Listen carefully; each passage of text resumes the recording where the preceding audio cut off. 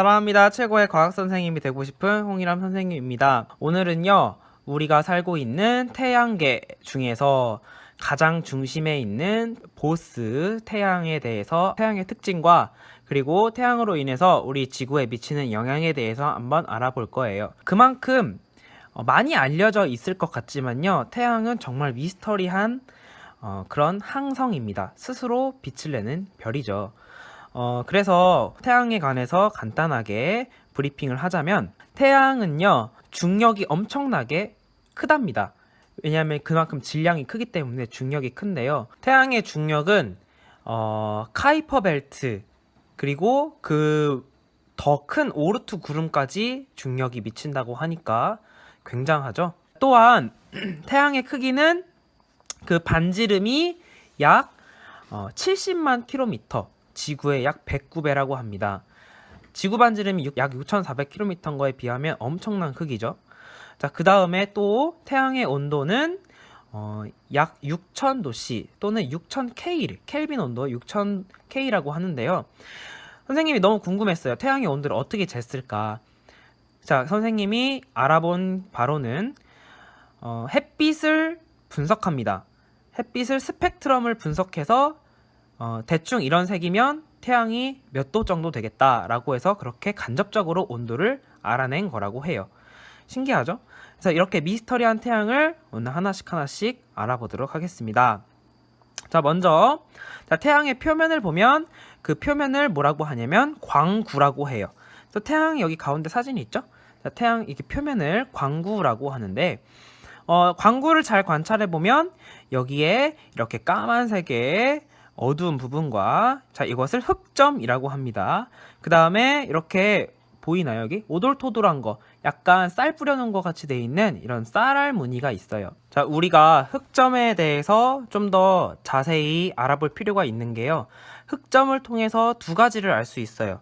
자, 흑점을 통해서 알 수 있는 거 첫 번째, 태양의 활동이 굉장히 활발하다라는 것을 알 수 있고요. 태양이 활동을 활발하게 하면 그만큼 태양의 자기장이 강해져요. 곳곳에 강해진 자기장에 의해서 이렇게 온도가 낮아지는 부분이 생긴다고 해요. 표면 온도가 태양이 약 6000K라고 했는데 한 4000K 정도 돼요. 그러니까 온도가 낮죠.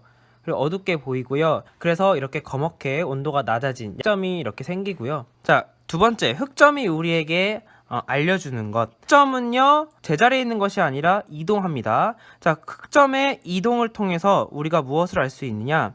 이 흑점이요, 우리가 보기에, 자, 여기 있으면요, 우리 기준, 관찰자 기준이에요. 방향은. 자, 여기서 이렇게 이동합니다.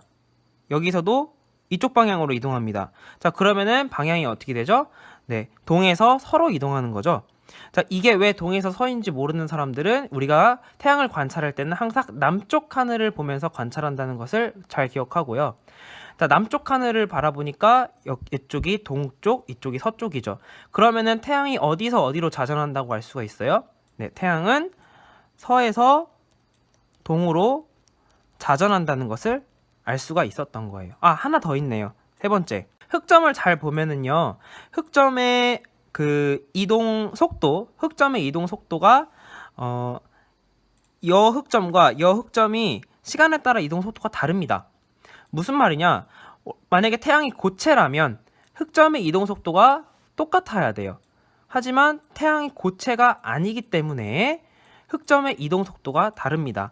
그래서 흑점의 이동 속도를 보아하니 이것이 고체가 아니다. 그러면 무엇일까? 우리가 연구 결과 수소와 헬륨 기체로 이루어져 있고, 수소 기체가 헬륨으로 핵융합이 끊임없이 일어나는 것을 우리가 연구 결과 밝혀냈죠. 지금까지 알려져 있는 거예요. 그래서 이 흑점을 통해서 알 수 있는 이 세 가지는 여러분이 책에 나오지 않아도 기억하고 있으면 좋겠어요. 자, 그 다음에 쌀알 무늬가 생기는 이유, 이 태양의 기체 성분의 대류 현상에 의해서 쌀알 무늬가 발생된다고 합니다. 자, 그러면은 밑으로 한번 가볼게요. 자, 태양의 폭발, 태양이 이곳저곳에서 폭발하는, 번쩍번쩍거리면서 폭발하는 현상을 플레어라고 해요. 자, 그런데 여러분이 이거와 헷갈려 하는 게 뭐냐면은 요 밑에 보면 홍염이라는 거예요. 자, 요것도 폭발하는 사진이고 요것도 폭발하는 사진인 것 같은데 이 플레어는 폭발, 그러니까 태양의 폭발하는 그 자체라고 생각을 하시면 되고요.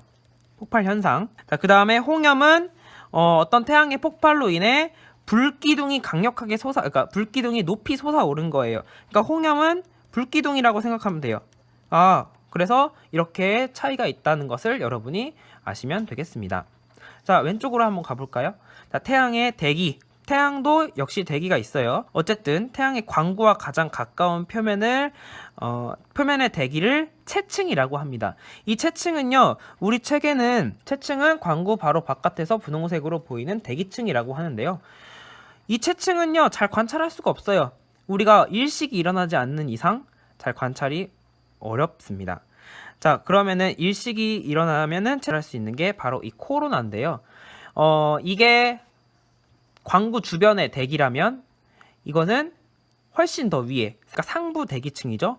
그래서 코로나가 미스터리한 게 있는데요. 이 코로나의 온도는 200만 K. 이게 지금 6000K라고 했는데 이게 200만 K래요. 어떻게 이렇게 대기가 더 온도가 높을 수 있는지는 연구 대상입니다. 아직 모릅니다. 미스터리합니다. 자, 그 다음에 이 태양이 지구에 미치는 영향이 무엇이냐?